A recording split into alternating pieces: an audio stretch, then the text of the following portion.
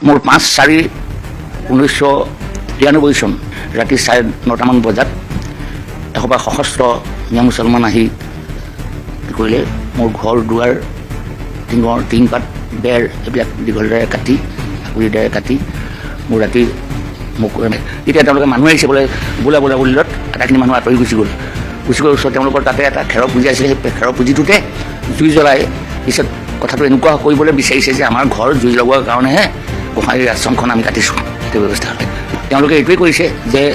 ইয়াত সদায় নাম জবা কাঁহ আৰু এইবিলাক সাংস্কৃতিক অনুষ্ঠান কিবা কিবি পাতি থাকে আমাৰ হুলস্থুল হয় গতিকে এইটো হ'ব নালাগে আচলতে ইয়াৰ পৰা তই বেগেতে গুচি যা তো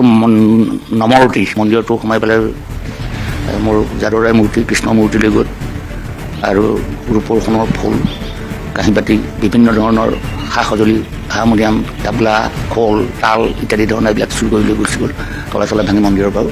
লেট্ৰিনটো কিনাৰত লেট্ৰিনটো অকণমান দূৰত মোৰ লেট্ৰিনটো কিনাৰত একদম গৰু পেটত দমদমকৈ পেলাই দিয়েহি আৰু হিতেশ্বৰ শইকীয়া অসমৰ মুখ্যমন্ত্ৰী সেই সময়ৰ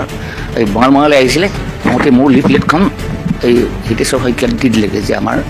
সংখ্যালঘুৰ লোকৰ ওপৰত এনেকৈ